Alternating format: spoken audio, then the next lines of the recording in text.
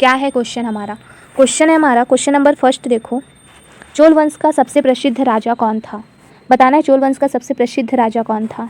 Option A है राजराज प्रथम, option B है कुलोत्तुंग, ऑप्शन सी है आदित्य प्रथम या फिर ऑप्शन डी राजेंद्र प्रथम। बताइए क्या होगा इसका आंसर। देखिए आप लोग को भी आंसर बताने का प्रयास करना चाहिए, ऐसे में क्लैरिटी होती है, ठीक है। देखिए इसका राइट आंसर होगा राजराज प्रथम। क्या होगा? राजराज प्रथम। तो राजराज प्रथम जो है वो कब से कब तक चोल वंश का राजा रहा? तो 985 से, कब से? 985 ईस्वी से 1014 ईस्वी तक। कब तक? 985 ईस्वी से 1014 ईस्वी तक चोल साम्राज्य का सबसे महान और विजयी शासक माना जाता है, जिन्होंने साम्राज्य को दक्षिण भारत से बाहर तक फैलाया। क्या किया? राजराज प्रथम ने अपने साम्राज्य को केवल भारत तक या दक्षिण भारत तक सीमित नहीं रखा, बल्कि भारत से बाहर भी अपने साम्राज्य का विस्तार किया। और इन्होंने एक मंदिर का भी निर्माण कराया था, जिसके लिए बहुत कन्फ्यूज़न भी होता है, अलग अलग इसके आंसर देखने को मिलते हैं, लेकिन इसका राइट आंसर होगा राजराज प्रथम। मंदिर का नाम है बृहदेश्वर मंदिर। तो कई बार कन्फ्यूजन होता है बृहदेश्वर मंदिर राजराज प्रथम का है या राजेंद्र प्रथम का है।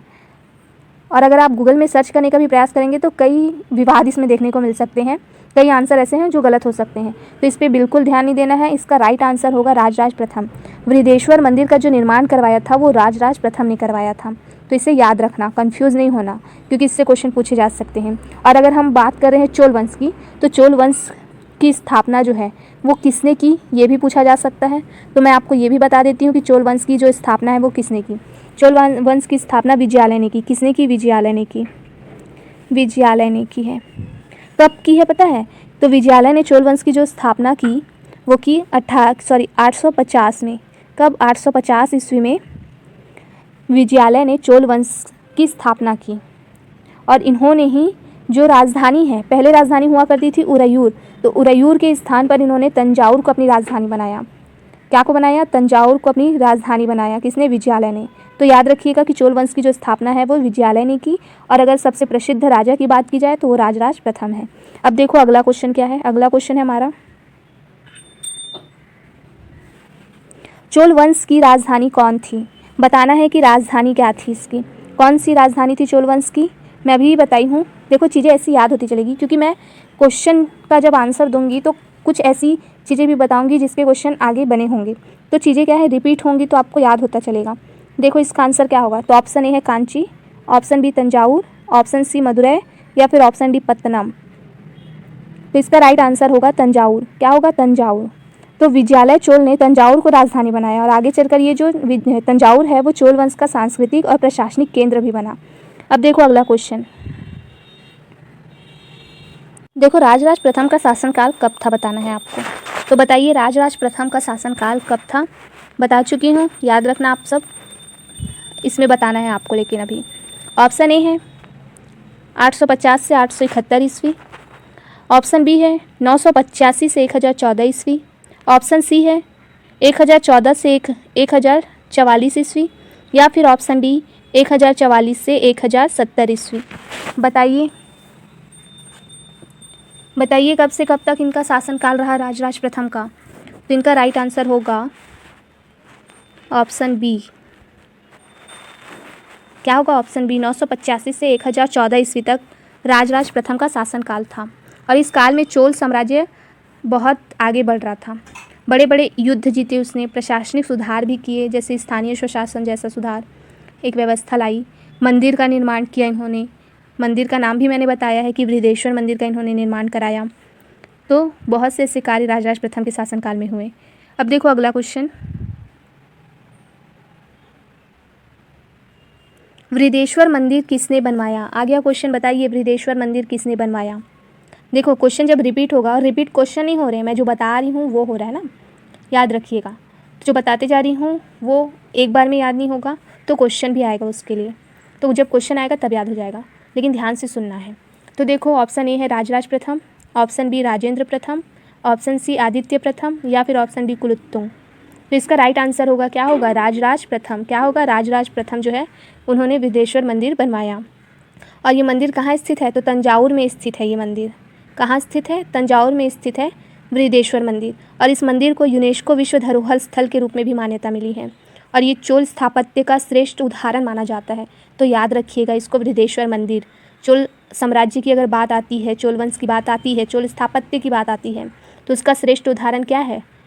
बृहदेश्वर मंदिर है। किसने बनवाया? राजराज प्रथम ने। तो इससे प्रश्न पूछे जा सकते हैं, याद रखिएगा, क्योंकि ये चोल स्थापत्य का श्रेष्ठ उदाहरण माना जाता है। अब देखो अगला क्वेश्चन क्या है।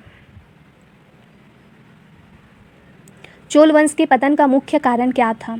अब आपको बताना है चोल वंश के पतन का मुख्य कारण क्या था। ऑप्शन ए है विदेशी आक्रमण, ऑप्शन बी आंतरिक कलह, ऑप्शन सी आर्थिक संकट, या फिर ऑप्शन डी धार्मिक संघर्ष। तो इसका राइट आंसर होगा, क्या होगा? आंतरिक कलह। क्या है? आंतरिक कलह एक कारण था जिसकी वजह से क्या हुआ? चोल वंश का पतन हुआ। और आंतरिक कलह में क्या क्या है? जैसे कि उत्तराधिकारी विवाद होता है ना, तो एक कारण तो है उत्तराधिकारी विवाद जिसकी वजह से इसका पतन हुआ। और बहुत से स्थानीय विद्रोह भी स्टार्ट हो गए थे। पांड्य हो गए, होयसल हो गए, इन सब से इनका आक्रमण भी चल रहा था, जिसकी वजह से ये जो चोल वंश है, वो चोल साम्राज्य है, वो क्या होने लग गया था? कमज़ोर होने लग गया था। जब आप किसी भी क्षेत्र से या किसी भी वंश से अगर क्या करते हैं? युद्ध करते हैं, तो आपकी शक्तियाँ क्या होंगी? कम होने लगती हैं। जितने भी संसाधन हैं वो तो युद्ध में लग जाते हैं। तो इसीलिए इसका पतन का जो कारण था वो आंतरिक कलह था, उत्तराधिकारी विवाद था, है ना। ये सब याद रखिएगा आप, क्योंकि ये पूछा जा सकता है। अगर आपको प्रीलिम्स में नहीं आया तो मेंस में ऐसे क्वेश्चन पूछे जा सकते हैं। तो उसके लिए बहुत इंपॉर्टेंट होता है कि आप लिख पाओ। तो क्या क्या लिख सकते हो आप? पहला तो लिख सकते हो उत्तराधिकारी विवाद, दूसरा था स्थानीय विद्रोह स्टार्ट हो गए थे, पांड्य होयसल के साथ इन्होंने आक्रमण किया। इन्होंने तो आक्रमण किया, उन्होंने भी नहीं छोड़ा। जब लगा कि चोल वंश या कोई भी राजा कमज़ोर दिखा, है ना, तब क्या किया गया? पांड्य या होयसलों के द्वारा क्या किया गया? आक्रमण किया गया चोल साम्राज्य के ऊपर, जिससे ये साम्राज्य कमज़ोर होना स्टार्ट हो गया। अब देखो अगला क्वेश्चन, चोल वंश की स्थापना किसने की? ये भी मैं स्टार्टिंग में बताई थी, जब चोल वंश स्टार्ट किया था, क्वेश्चन नंबर 1, तभी मैं बताई थी कि चोल वंश की स्थापना किसने की थी। तो बताना है अब आपको। ऑप्शन ए है Karikala Chola, option B Vijayalaya Chola, option C Aditya प्रथम, या फिर ऑप्शन डी कुलोत्तुंग। तो इसका राइट आंसर है क्या है? विजयालय चोल ने की थी। किसने की थी? विजयालय चोल ने की थी। कब की थी? 1850 ईस्वी में। कब की थी? 1850 ईस्वी में। तो 9वीं शताब्दी में विजयालय चोल ने पल्लवों को परास्त कर तंजावुर में चोल सत्ता की नींव रखी थी। तो मैंने आपको बताया है कि विजयालय ने क्या किया था? तंजावुर को अपनी राजधानी बनाया था, क्योंकि जब पल्लवों से आक्रमण कर जब तंजावुर उनसे छीना, तब उस तंजावुर को क्या किया? विजयालय ने अपना राजधानी बनाया उसको। अब देखो अगला क्वेश्चन, राजेंद्र प्रथम का सबसे प्रसिद्ध अभियान कौन सा था? अब आपको बताना है राजेंद्र प्रथम का सबसे प्रसिद्ध अभियान कौन सा था। ऑप्शन ए है गंगा को लेकर अभियान जो चला, वो प्रसिद्ध था, ऑप्शन बी कावेरी युद्ध, ऑप्शन सी श्रीलंका विजय, या फिर ऑप्शन डी चालुक्यों पर विजय। तो इसके क्वेश्चन का आंसर देना है आपको। तो एक चीज़ याद रखनी है आपको, क्या कि राजेंद्र प्रथम को एक उपाधि दी गई थी, जिस उपाधि का नाम था गंगईकोंड। क्या उपाधि? गंगईकोंड की उपाधि। और इन्होंने ये उपाधि जो है वो गंगा विजय को लेकर प्राप्त की थी। तो जब गंगा के क्षेत्रों पर इन्होंने विजय प्राप्त की, तब इन्होंने क्या किया? तब इन्होंने ये उपाधि धारण की। तो इससे भी आपका आंसर आ सकता है। और एक राजधानी, जब गंगा पर विजय प्राप्त की या गंगा नदी तक जब विजय अभियान चलाया, है ना, तो क्या किया इन्होंने? एक राजधानी भी बसाई थी इसके नाम से, जिसका नाम था गंगईकोंड चोलपुरम। क्या नाम था? गंगईकोंड चोलपुरम।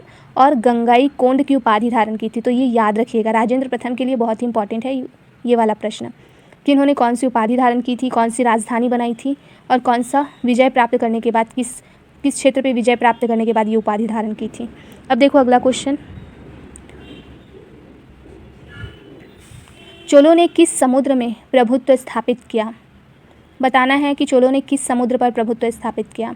ऑप्शन ए अरब सागर, ऑप्शन बी बंगाल की खाड़ी, ऑप्शन सी हिंद महासागर, या फिर ऑप्शन डी काला सागर। तो इसका राइट आंसर है क्या है? बंगाल की खाड़ी।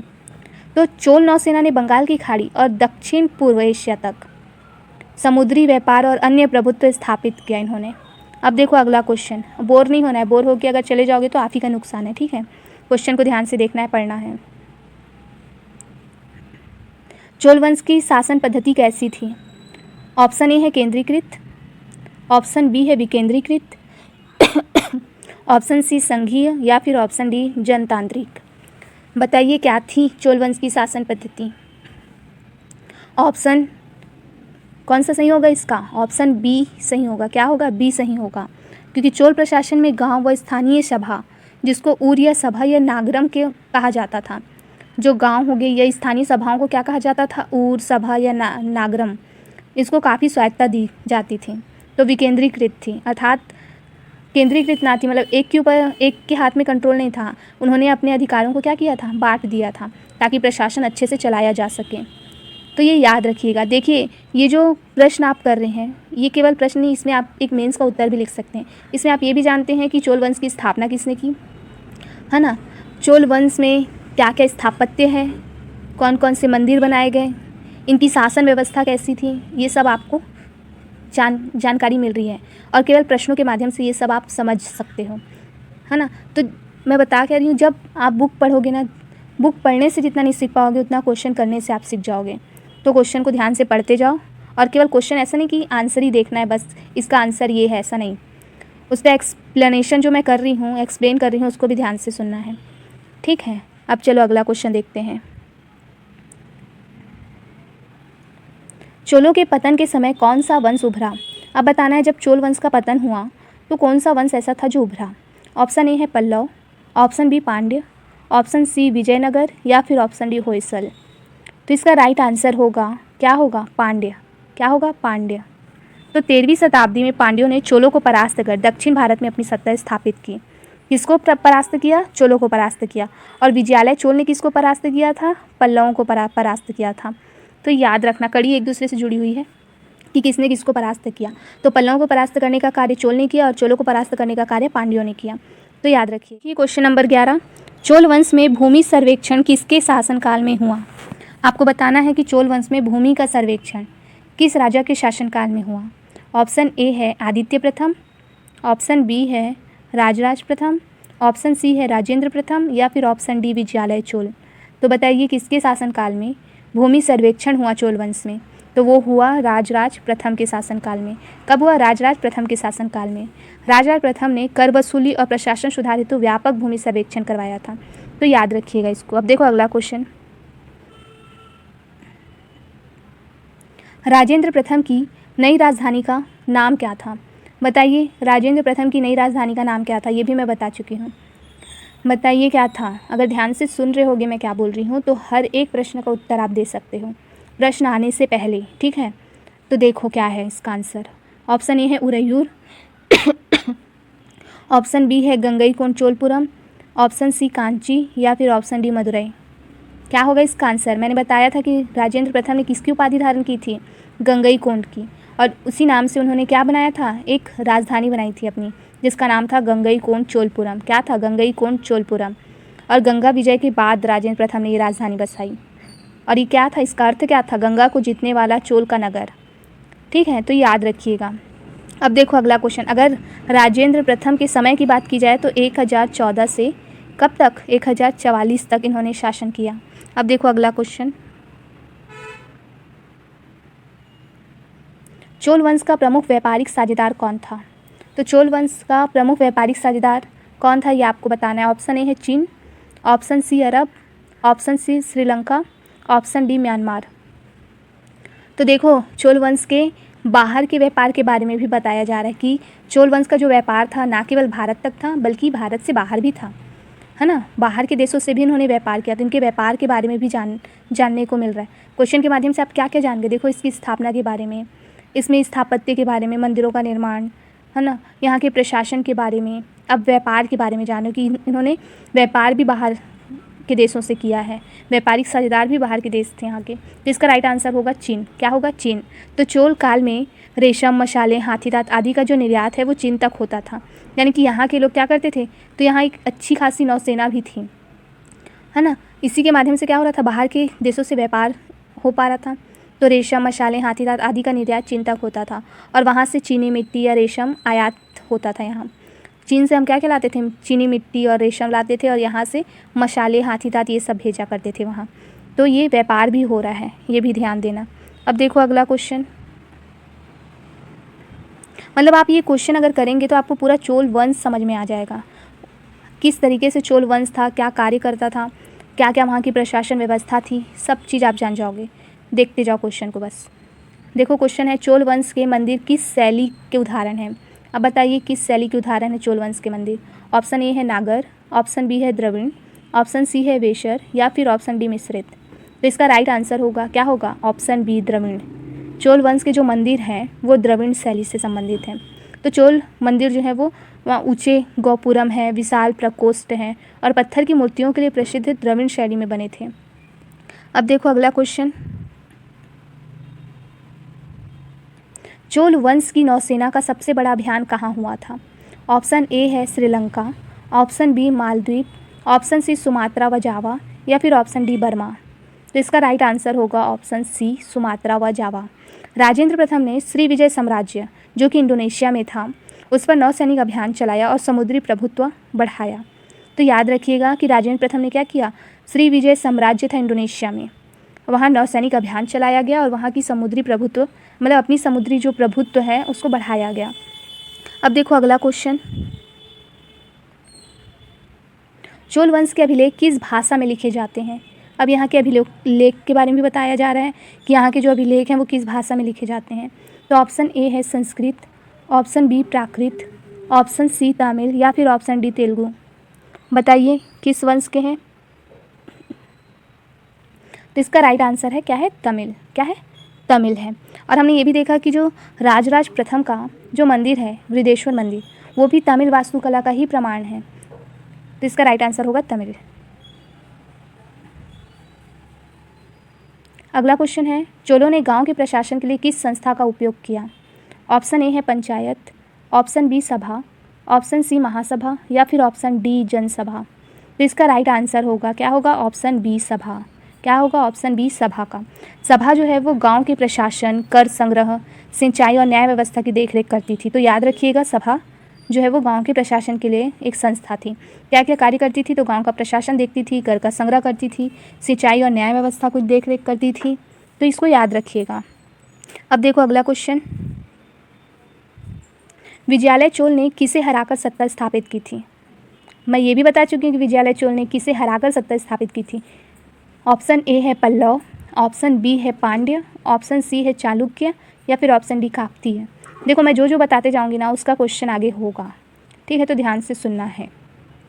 तो इसका राइट आंसर है पल्लव। क्या है, पल्लव। पल्लव को परास्त कर हरा कर क्या किया था, विजयालय चोल ने चोल वंश की नींव रखी थी, उसकी स्थापना की थी। और इसको किसने हराया था, तो चोलों को हराने का कार्य पांड्यों ने किया। किसने किया, पांड्यों ने किया।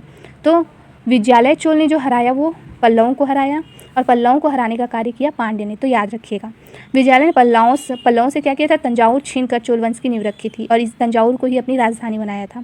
याद रखना। अब देखो अगला क्वेश्चन, राजराज प्रथम के काल में बने नंदी की मूर्ति कहाँ स्थित है। ऑप्शन ए है Madurai, option B Thanjavur, option C Chidambaram या फिर ऑप्शन डी महाबलीपुरम। तो इसका राइट आंसर होगा, क्या होगा, तंजावुर। क्या होगा, तंजावुर। बृहदेश्वर मंदिर का विशाल नंदी चोल काल की मूर्तिकला का अद्भुत उदाहरण है। तो जो तंजावुर में मंदिर है बृहदेश्वर मंदिर वो विशाल नंदी बना है, वहाँ नंदी की मूर्ति देखने को मिलती है जो कि चोल काल की मूर्तिकला का एक अद्भुत उदाहरण है। अब देखो अगला क्वेश्चन क्या है हमारा। अगला क्वेश्चन है हमारा, चोलों के शासनकाल में मुख्य कर क्या कहलाता था। जो कर लगता था, मुख्य कर लगता था वो क्या कहलाता था चोल काल में, बताना है आपको। ऑप्शन ए है भूमि कर, ऑप्शन बी है कुट्टी, ऑप्शन सी है इरई या फिर ऑप्शन डी शेष। तो इसका राइट आंसर होगा ऑप्शन सी इरई। क्या कहलाएगा, इरई। इरई जो था वो एक भूमि कर था जो उपज का एक निश्चित हिस्सा होता था, मतलब उपज का एक निश्चित हिस्सा जो है वो कर के रूप में देना पड़ता था। तो एक प्रकार का क्या है, भूमि कर है इरई। याद रखिएगा, ये आपको हर जगह देखने को नहीं मिलता और ऐसे क्वेश्चन एग्जाम में पूछे जा सकते हैं, ठीक है, तो अच्छे से पढ़ना, लिख के रख लेना कहीं। अब देखो अगला क्वेश्चन, चोल वंश की आय का मुख्य स्रोत क्या था। तो आय का स्रोत बताना है आपको। ऑप्शन ए है व्यापार कर, ऑप्शन बी लूट, ऑप्शन सी भूमि कर या फिर ऑप्शन डी दान। तो इसका राइट आंसर होगा भूमि कर। भूमि कर को क्या कहते थे, इरई। क्या कहते थे, इरई। तो कृषि उपज पर आधारित भूमि कर चोल राजस्व का सबसे बड़ा हिस्सा था। देखो क्वेश्चन नंबर 21 है हमारा, चोल वंश की आय का मुख्य स्रोत क्या था। तो बताइए कि चोल वंश के इनकम का सोर्स क्या था, वो भी मुख्य जो स्रोत है वो क्या था। तो ऑप्शन ए है हमारा व्यापार कर। क्या उनको व्यापार कर से ज़्यादातर इनकम होती थी। या लूट से होती थी, या ऑप्शन सी भूमि कर, या फिर दान। तो बताइए मुख्य आय का स्रोत क्या था? तो इसका राइट आंसर होगा, क्या होगा? भूमि कर। क्या होगा? भूमि कर था।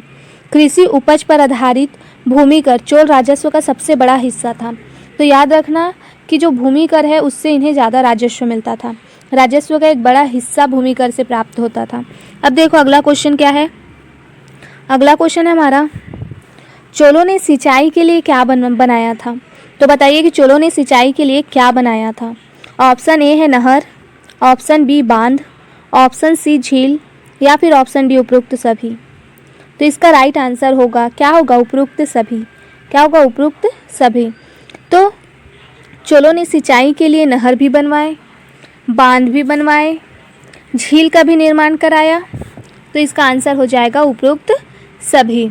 अगर हम देखें तो राजेंद्र प्रथम थे, जो जिनका शासनकाल रहा, मैं पहले बता चुकी हूँ, जिसका शासनकाल रहा 1014 ईस्वी से 1044 ईस्वी तक। इन्होंने क्या किया था? इन्होंने एक झील का निर्माण कराया था जिसका नाम था चोलगंगम। क्या नाम था? झील का नाम था चोलगंगम। तो याद रखिएगा झील, बांध और नहर जो थे वो सिंचाई के क्या थे? सिंचाई के लिए बनाए गए थे। तो ये क्वेश्चन का आंसर क्या होगा? उपरोक्त सभी हो जाएगा, क्योंकि चोलों ने कावेरी नदी पर बांध बनवाया, नहर व जलाशय बनाकर कृषि को और ज़्यादा समृद्ध बनाया उन्होंने। अब देखो अगला क्वेश्चन क्या है। चोल काल के प्रसिद्ध कवि कौन थे? तो बताइए चोल काल के प्रसिद्ध कवि का क्या नाम था? ऑप्शन ए है upper, option B कंबन, option C अंदाल, या फिर ऑप्शन डी तिरुवल्लुर। क्या है? तिरुवल्लुवर। तो इसका राइट आंसर होगा, क्या होगा? Option B कंबन। चोल काल के प्रसिद्ध कवि थे कंबन, और कंबन ने कंबना क्या रामायणम की रचना की, जो तमिल में रामायण का एक प्रसिद्ध संस्करण है। तो याद रखिएगा कंबन को। अब देखो अगला क्वेश्चन है हमारा, और चैनल को सब्सक्राइब कर लेना, पसंद आया वीडियो तो लाइक करना और शेयर करना। देखो अगला क्वेश्चन है हमारा, चोल वंश के दौरान कौन सी लिपि का प्रयोग हुआ? ऑप्शन ए ब्राह्मी लिपि, ऑप्शन बी तामिल ब्राह्मी, ऑप्शन सी है वटेलुत्तु, या फिर ऑप्शन डी ग्रंथ। तो इसका राइट आंसर होगा ग्रंथ। क्या होगा? ग्रंथ। ग्रंथ लिपि का उपयोग जो है वो संस्कृत लेखन के लिए, और तमिल लिपि का उपयोग प्रशासनिक कार्यों में होता था। तो जो ग्रंथ लिपि थी उसका प्रयोग किस में होता था? संस्कृत लेखन के लिए होता था, और जो तमिल लिपि थी उसका उपयोग प्रशासनिक कार्यों में होता था। तो याद रखिएगा। अगला कौन सा है? तो अगला क्वेश्चन है हमारा, चोल काल में व्यापारिक संघ को क्या कहते थे? बताइए व्यापारिक संघ को क्या कहा जाता था चोल काल में? तो ऑप्शन ए है हमारा नगरम, ऑप्शन बी सभा, ऑप्शन सी है मणिग्रमम, या फिर ऑप्शन डी मंडलम। तो इसका राइट आंसर होगा मणिग्रमम। क्या होता था? मणिग्रमम। तो मणिग्रमम जो है वो दक्षिण भारत का प्रमुख व्यापारिक संगठन था। ये एक व्यापारिक संगठन का नाम है, तो याद रखिएगा, जो समुद्री और स्थल व्यापार करता था। अब अगला क्वेश्चन देखो, चोलों का मुख्य देवता कौन था? बताइए चोलों का मुख्य देवता कौन था? Option A Vishnu, option B Shiva, option C Murugan, या फिर ऑप्शन डी ब्रह्मा। क्या था बताइए? तो इसका राइट आंसर होगा शिव। चोलों का मुख्य जो देवता था वो शिव था। और हमने देखा है कि राजराज प्रथम ने एक मंदिर का निर्माण कराया था, बृहदेश्वर मंदिर, जो शिव को समर्पित है। और जो राजराज प्रथम थे वो भी एक शैव मतावलंबी थे। क्या थे? शैव मतावलंबी थे। तो याद रखना कि शिव जो है वो मुख्य देवता माने जाते हैं चोलों के। अब चोल जो है वो शैव धर्म के अनुयायी थे, और बृहदेश्वर मंदिर भगवान शिव को समर्पित है। तो ये मैं बताई हूँ। अब देखो अगला क्वेश्चन, चोल वंश का पतन किस शताब्दी में हुआ? बताइए इनका पतन कब हुआ? तो इनका पतन हुआ ऑप्शन ए 12वीं शताब्दी में, ऑप्शन बी 13वीं शताब्दी में, ऑप्शन सी 14वीं शताब्दी में, या फिर ऑप्शन डी 15वीं शताब्दी में। तो इसका राइट आंसर होगा, क्या होगा? 13वीं शताब्दी में। कब हुआ? 13वीं शताब्दी में। तो 1279 ईस्वी में पांड्यों ने चोल साम्राज्य का अंत कर दिया। अब देखो अगला क्वेश्चन, चोल नौसेना किसके शासन में सबसे शक्तिशाली थी? तो बताइए सबसे शक्तिशाली जो चोल नौसेना है वो किसके शासनकाल में हुई? ऑप्शन ए है विजयालय चोल, ऑप्शन बी राजराज प्रथम, ऑप्शन सी राजेंद्र प्रथम या फिर ऑप्शन डी कुलोत्तुंग। तो इसका राइट आंसर होगा राजेंद्र प्रथम। क्या होगा? राजेंद्र प्रथम। तो राजराज प्रथम ने इसकी शुरुआत की थी नौसेना की। तो धीरे धीरे जो, और ये कौन है? राजराज प्रथम का पुत्र है राजेंद्र प्रथम। तो अपने पिता के कार्यों को आगे बढ़ाने का कार्य और चोल जो वंश था उसको अपनी चरम सीमा तक पहुंचाने का जो कार्य किया हर क्षेत्र में, वो किसने किया? राजेंद्र प्रथम ने किया। तो राइट आंसर इसका क्या होगा? इसका राइट आंसर होगा राजेंद्र प्रथम। क्या होगा? राजेंद्र प्रथम। राजेंद्र प्रथम ने नौसेना का उपयोग श्री विजय साम्राज्य और श्रीलंका विजय में किया। अब देखो अगला क्वेश्चन, चोल वंश के प्रशासन में उर किसे कहते हैं? बताना है कि उर क्या है, उर किसे कहा जाता है। ऑप्शन ए है गांव की सभा, ऑप्शन बी व्यापार संघ, ऑप्शन सी कृषक संघ या फिर ऑप्शन डी शिल्पकार संघ। तो क्या होगा इसका राइट आंसर? इसका राइट आंसर होगा गांव का सभा। क्या है? गांव सभा को उर कहा जाता था। तो बहुत ही इंपॉर्टेंट प्रश्न है ये, याद रखिएगा कि चोल वंश के प्रशासन में जो उर है वो उर किसे कहा जाता था? गांव की सभा। गांव सभा को उर कहा जाता था, यानी कि ग्रामीण क्षेत्रों के सामान्य गांव की जो प्रशासनिक संस्था थी वो उर कहलाती थी। अब देखो अगला क्वेश्चन क्या है, राजराज प्रथम की उपाधि क्या थी? तो पहली बात तो ये कि राजराज प्रथम जो राजराज है वो ही उपाधि है उनकी, ठीक है। और लेकिन इन्होंने कई ऐसी उपाधियां धारण की है। तो राजराज का अगर हम रियल नाम जानें तो इनका रियल नाम क्या है? इनका रियल नेम है अरमोली वर्मन। क्या है? अरमोली वर्मन प्रथम या फिर अरुल मोझी के नाम से ये जाने जाते हैं। और इनकी उपाधि है, अब ये उपाधि क्या है? बहुत प्रसिद्ध हो गई है, तो इनके नाम से ज़्यादा जो इम्पोर्टेंट है वो इनके उपाधि को दी जाने लगी है, इसीलिए राजराज प्रथम इनके नाम से इनको जाना जाता है। हालांकि इनका जो रियल नेम है वो क्या है? अरमोली वर्मन और अरुल मोझी दोनों कह सकते हैं, ठीक है। राजराज प्रथम भी उनकी एक उपाधि है, ये भी याद रखना। और भी उन्होंने कई उपाधियां धारण की है, तो इनमें से कौन सी उपाधि है जो राजराज प्रथम ने धारण की है वो बताना है आपको। तो ऑप्शन ए है गंगईकोंड, ऑप्शन बी है चोल चक्रवर्ती, ऑप्शन सी है सूर्यकुल नायक या फिर ऑप्शन डी शिवभक्त। तो इसका राइट आंसर होगा ऑप्शन बी। क्या होगा? ऑप्शन बी चोल चक्रवर्ती। क्या होगा? चोल चक्रवर्ती। देखो अगला क्वेश्चन है, चोल वंश के किस शासक ने श्रीलंका को अपने साम्राज्य में शामिल किया? तो बताना है कि चोल वंश के कौन से ऐसे शासक हुए जिसने श्रीलंका को अपने साम्राज्य में मिलाया। ऑप्शन ए है हमारा राजराज प्रथम, ऑप्शन बी है विजयालय चोल, ऑप्शन सी है आदित्य प्रथम या फिर ऑप्शन डी कुलोत्तुंग। तो इसका राइट आंसर क्या होगा? इसका राइट आंसर होगा राजराज प्रथम। क्या होगा? राजराज प्रथम ने 993 ईस्वी में उत्तरी श्रीलंका को जीतकर चोल साम्राज्य में मिला लिया। तो याद रखिएगा ये। अब देखो अगला क्वेश्चन,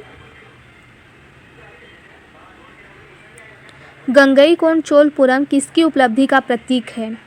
ऑप्शन ए है कावेरी विजय, ऑप्शन बी गंगा विजय, ऑप्शन सी पल्लव विजय या फिर ऑप्शन डी चालुक्य विजय। तो इसका राइट आंसर होगा, क्या होगा? नाम में ही छुपा है गंगा विजय। क्या होगा? गंगा विजय इसका राइट आंसर होगा। और इन्होंने ये किनकी उपलब्धि का प्रतीक है? तो कौन से ऐसे राजा हुए जिन्होंने ये उपलब्धि हासिल की? तो उनका नाम था राजेंद्र प्रथम। कौन थे? राजेंद्र प्रथम ने गंगा तक विजय प्राप्त कर ली और इसी उपलक्ष्य में उन्होंने एक उपाधि भी धारण की थी गंगईकोंड की, और एक नई राजधानी बसाई जिसका नाम था गंगईकोंड चोलपुरम। तो याद रखिएगा ये। अब देखो अगला क्वेश्चन,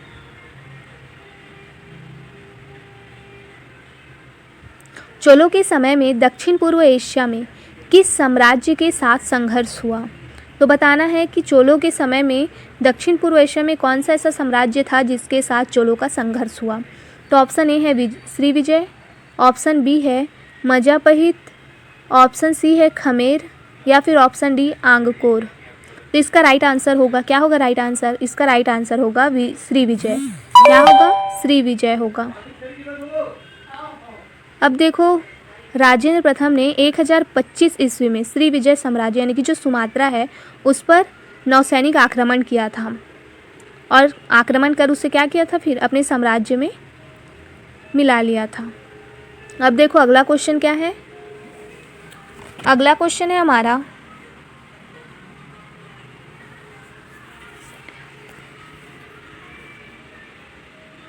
एक सेकेंड, क्या हो रहा है।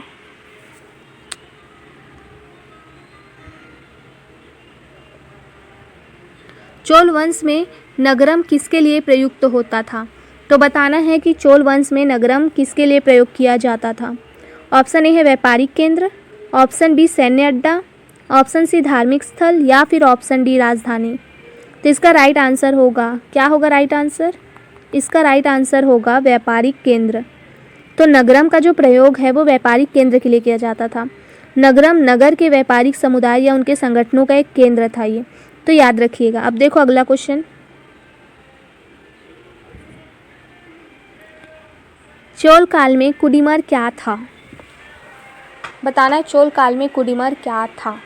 ऑप्शन ए है कर, ऑप्शन बी श्रम कर, ऑप्शन सी सैनिक या फिर ऑप्शन डी जलाशय।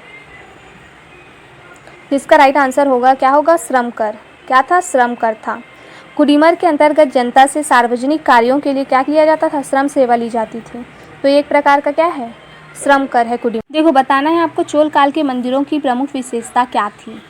ऑप्शन ए है शिखर की ऊंचाई, option B gopuram, option C नृत्य मंडप या फिर ऑप्शन डी उपरोक्त सभी।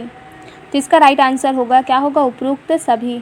तो देखो इसमें चोल मंदिर की विशेषता भी आपको जानने को मिल रही है कि विशेषता क्या थी। मंदिरों की विशेषता थी कि जो शिखर होते थे वो ऊंचे होते थे, गोपुरम होता था, नित्य मंडप होता था। ठीक है, तो देखो चोल मंदिर जो है ऊंचे शिखरों, विशाल गोपुरम, नित्य और सभा मंडप और भित्ति चित्रों के लिए प्रसिद्ध है। तो ये याद रखिएगा आप लोग। अब देखो अगला क्वेश्चन है हमारा, चोल वंश के प्रशासन में मंडलम किसे कहते थे? तो बताना है कि मंडलम किसे कहा जाता था। ऑप्शन ए है गांव को, ऑप्शन बी प्रांत, ऑप्शन सी जिला या फिर ऑप्शन डी राजधानी। तो इसका राइट आंसर होगा, क्या होगा? ऑप्शन बी प्रांत। प्रांत को चोल साम्राज्य को बड़े प्रशासनिक क्षेत्रों यानी कि मंडलम में बांटा जाता था। तो ये क्या कहलाता था? मंडलम कहलाता था, याद रखिएगा। अब देखो अगला क्वेश्चन, राजराज प्रथम के मंत्री का नाम क्या था? Option A Brahmadeva, option B है चोल रामन, ऑप्शन सी है करुणानिधि या फिर ऑप्शन डी राजगुरु। तो इसका राइट आंसर होगा, क्या होगा? Option B Chola Raman. चोल रामन ने राजराज प्रथम के प्रशासन और मंदिर निर्माण कार्यों में महत्वपूर्ण भूमिका निभाई है। तो याद रखिएगा चोल रामन को। अब देखो अगला क्वेश्चन, चोलों के किस प्रकार की सेना रखी थी? मतलब चोलों ने किस प्रकार की सेना रखी थी बताना है आपको। ऑप्शन ए केवल थल सेना, ऑप्शन बी थल और नौसेना दोनों, ऑप्शन सी है केवल नौसेना या फिर ऑप्शन डी केवल घुड़सवार। तो इसका राइट आंसर होगा, क्या होगा? ऑप्शन बी थल और नौसेना दोनों रखी थी उन्होंने। तो चोलों के पास एक मजबूत थल सेना और दक्षिण पूर्व एशिया तक जाने वाली शक्तिशाली नौसेना थी। अब देखो अगला क्वेश्चन, अगला क्वेश्चन है हमारा, चोल वंश में कौन सा धातु सिक्का प्रचलित था? बताइए कौन सा धातु सिक्का था जो चोल वंश में प्रचलित था। ऑप्शन ए है तांबा, ऑप्शन बी चांदी का, ऑप्शन सी सोने का या फिर ऑप्शन डी कांसे का। तो इसका राइट आंसर होगा, क्या होगा? सोने का। सोने का जो धातु सिक्का है वो प्रचलित था। और उस सोने के धातु सिक्के को किस नाम से जाना जाता था ये भी पूछा जा सकता है। मतलब ऐसे तो नहीं पूछेगा कि सोने के सिक्के को किस नाम से जाना जाता है, आपको सिक्के का नाम ही दे देगा। तो सिक्के का नाम है काशू और पनम। अगर पूछा जाए काशू और पनम जो है वो क्या चांदी के सिक्के हैं, क्या कांसे के सिक्के हैं, तो नहीं है। किसके हैं? सोने के सिक्के थे वो। तो सोने के धातु से बने सिक्के थे, याद रखिएगा। क्या नाम है? काशू और पनम। अब देखो अगला क्वेश्चन, चोल वंश में उपक्रम शब्द का अर्थ क्या था? ऑप्शन ए कर संग्रह, ऑप्शन बी भूमि मापन, ऑप्शन सी युद्ध या फिर ऑप्शन डी उत्सव। तो इसका राइट आंसर होगा, क्या होगा? कर संग्रह। क्या होगा? कर संग्रह था। उपक्रम कर वसूली की प्रक्रिया का नाम था। क्या था? उपक्रम जो था वो कर वसूली की एक प्रक्रिया होती है, उसका नाम था। अब देखो अगला क्वेश्चन क्या है। अगला क्वेश्चन है हमारा, चोल काल के प्रसिद्ध नटराज मंदिर का नाम क्या था? ऑप्शन ए है मीनाक्षी मंदिर, ऑप्शन बी बृहदेश्वर मंदिर, ऑप्शन सी चिदम्बरम मंदिर या फिर ऑप्शन डी रामेश्वर मंदिर। तो इसका राइट आंसर होगा, क्या होगा, ऑप्शन सी चिदम्बरम मंदिर। यह मंदिर जो है वो नटराज रूप में शिव को समर्पित है और चोलों ने इसका विस्तार किया है। अब देखो अगला क्वेश्चन, चोल वंश का अंतिम शासक कौन था, बताइए। चोल वंश का अंतिम शासक कौन था? ऑप्शन ए राजेंद्र तृतीय, ऑप्शन बी कुलोत्तुंग तृतीय, ऑप्शन सी आदित्य द्वितीय या फिर ऑप्शन डी वीर राजेंद्र। तो इसका राइट आंसर क्या होगा? इसका राइट आंसर होगा राजेंद्र तृतीय। राजेंद्र तृतीय जो थे वो 1279 ईस्वी में पांड्यों द्वारा परास्त होने के बाद चोल सत्ता का अंत हो गया। अब देखो अगला क्वेश्चन क्या है, चोल काल के दौरान मंदिरों का उपयोग केवल पूजा के लिए नहीं बल्कि किसके लिए भी होता था, बताना है। ऑप्शन ए है शिक्षा, ऑप्शन बी भंडारण, ऑप्शन सी कला केंद्र या फिर ऑप्शन डी उपरोक्त सभी। तो इसका राइट आंसर होगा उपरोक्त सभी। शिक्षा के लिए भी होता था, भंडारण के लिए भी होता था और कला केंद्र के रूप में भी प्रचलित था, तो याद रखिएगा। अब देखो अगला क्वेश्चन क्या है, चोल काल में पत्तिनम शब्द का अर्थ क्या था, बताइए। पत्तिनम शब्द का अर्थ क्या था? ऑप्शन ए है व्यापारिक केंद्र, ऑप्शन बी ग्रामीण बस्ती, ऑप्शन सी पर्वत क्षेत्र या फिर ऑप्शन डी बंदरगाह। तो पत्तिनम नाम से ही लग रहा है कि ये बंदरगाह था। क्या था? बंदरगाह था। पत्तिनम चोल काल में समुद्री व्यापार के लिए उपयोग किए जाने वाले बंदरगाह को कहा जाता था। अब देखो अगला क्वेश्चन क्या है, चोल काल की प्रसिद्ध कांस्य मूर्तियों में कौन प्रसिद्ध है, बताइए। ऑप्शन ए है नटराज, option B Parvati, option C Ganesha या फिर ऑप्शन डी कार्तिकेय। पूरे महादेव का परिवार आ गया है इसमें। अब देखो आंसर क्या होगा, इसका आंसर होगा नटराज। क्या होगा? नटराज। नटराज की कांस्य प्रतिमा चोल कालीन धातु कला का विश्व प्रसिद्ध उदाहरण है, तो याद रखिएगा, बहुत इंपॉर्टेंट है। अब देखो अगला क्वेश्चन, चोल वंश के सिक्कों पर कौन सा चिन्ह अंकित होता था, बताइए। चोल वंश का जो सिक्का होता था उसमें चिन्ह के रूप में कौन सा चिन्ह जो है अंकित होता था? ऑप्शन ए है सूर्य, ऑप्शन बी बाघ, ऑप्शन सी चक्र या फिर ऑप्शन डी धनुष। तो इसका राइट आंसर होगा, क्या होगा? बाघ होगा। क्या होगा? बाघ चोलों का राज चिन्ह था जो उनके सिक्कों पर अंकित होता था। अब देखो अगला क्वेश्चन, चोल काल में कौन सी कला विशेष रूप से विकसित हुई? ऑप्शन ए चित्रकला, ऑप्शन बी नृत्य, ऑप्शन सी मूर्ति कला या फिर ऑप्शन डी धातु कला। तो इसका राइट आंसर होगा, क्या होगा राइट आंसर? राइट आंसर होगा धातु कला। चोल काल की कांस्य मूर्तियाँ उनकी उत्कृष्ट धातु कला को दर्शाती है, तो याद रखना। अब देखो अगला क्वेश्चन क्या है, चोल वंश में वेल्लाल किस वर्ग को कहा जाता था? ऑप्शन ई सैनिक, ऑप्शन बी कृषक, ऑप्शन सी व्यापारी या फिर ऑप्शन डी पुरोहित। तो इसका राइट आंसर होगा, क्या होगा राइट आंसर? राइट आंसर होगा कृषक। वेल्लाल वर्ग कृषि में संलग्न और समाज में उच्च स्थान रखने वाले कृषक थे। नॉर्मल कृषक नहीं, निम्न स्थान रखने वाले कृषक नहीं, उच्च स्थान रखने वाले कृषक को वेल्लाल कहा जाता था, ये भी याद रखिएगा। अब देखो अगला क्वेश्चन क्या है, ये हमारा अंतिम क्वेश्चन है। चोल साम्राज्य का विस्तार सबसे अधिक किसके शासन में हुआ, बताइए। ऑप्शन ए है राजराज प्रथम, ऑप्शन बी राजेंद्र प्रथम, ऑप्शन सी विजयालय चोल या फिर ऑप्शन डी आदित्य प्रथम। तो इसका राइट आंसर होगा, क्या होगा? राजेंद्र प्रथम। चोल साम्राज्य का विस्तार जो है वो सबसे ज़्यादा राजेंद्र प्रथम के समय में हुआ। राजेंद्र प्रथम के समय चोल साम्राज्य का विस्तार गंगा नदी से लेकर दक्षिण पूर्व एशिया तक हुआ, तो ये याद रखिएगा। अब हमारे जो क्वेश्चन है वो यहाँ पे समाप्त होते हैं, और ऐसे ही महत्वपूर्ण प्रश्नों के लिए चैनल को सब्सक्राइब कर लेना और आगे शेयर करते जाना ताकि और भी लोग इसका फ़ायदा ले सकें। अब चलते हैं